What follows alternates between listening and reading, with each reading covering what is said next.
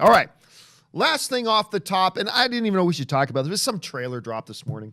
Did it? Yeah, just some random trailer dropped about some teenage kid, some John Hughes kind of comedy feeling thing. European Vacation? Close. It is Spider-Man Far From Home, ladies and gentlemen. Spider-Man Far From Home.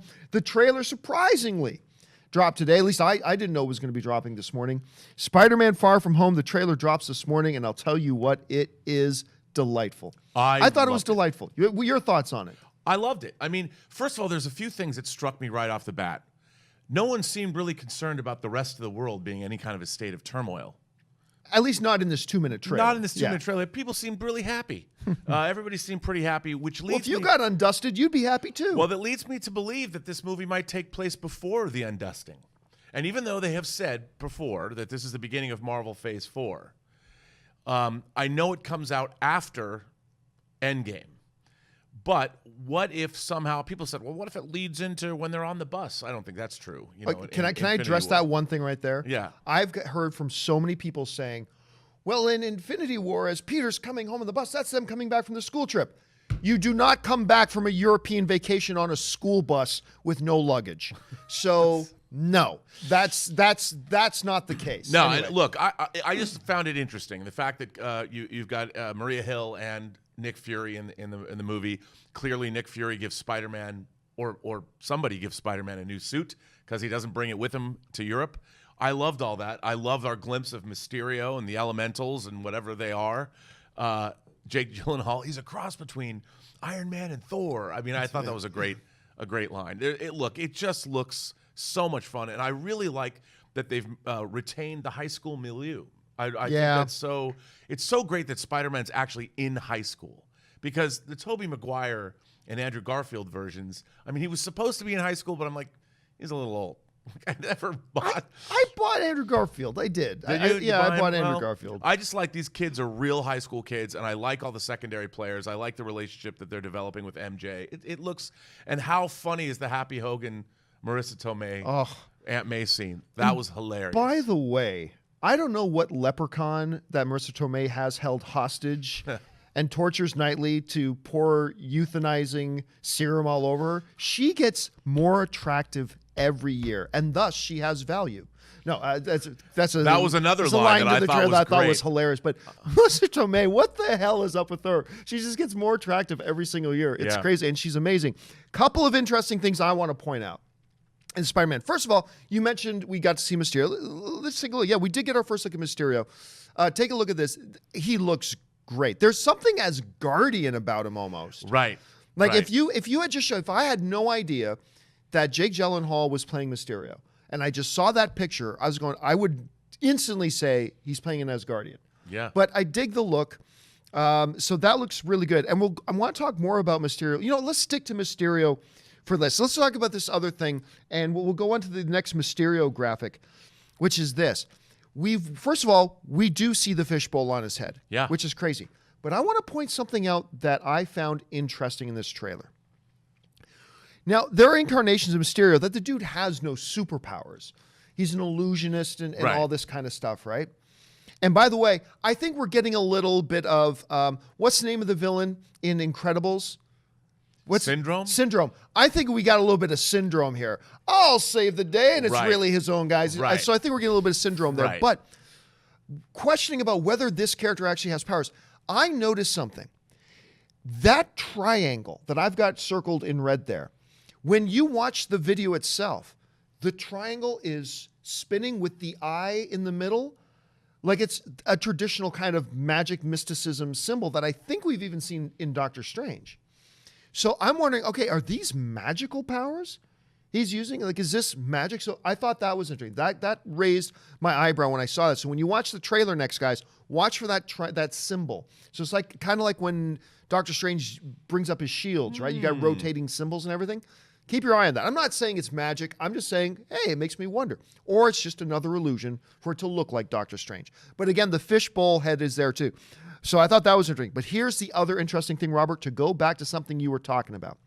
In the trailer, we see Peter show up at, I don't know what you call the office in the United States, where he goes to get his passport. Passport, please.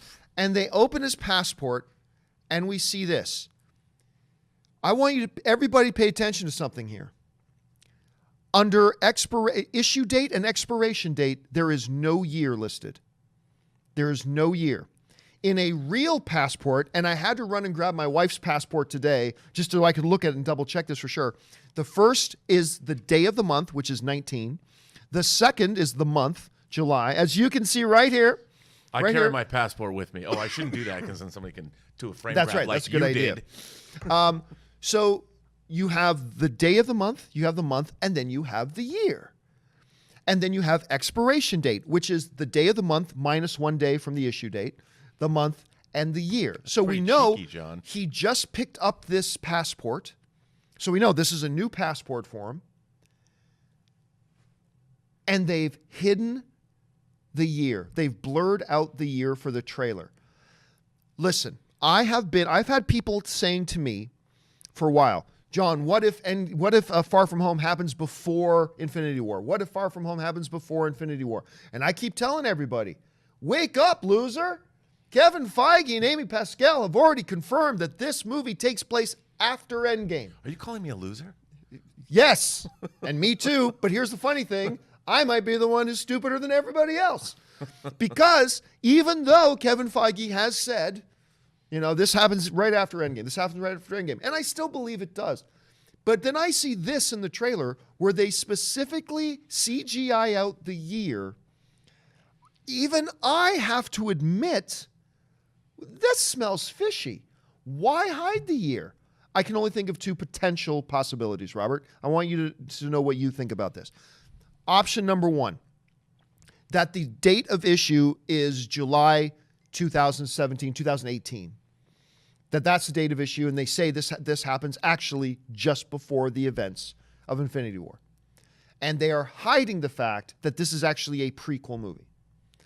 The second possibility here is that they have just blurted out so morons like me will sit here and speculate about what it might mean.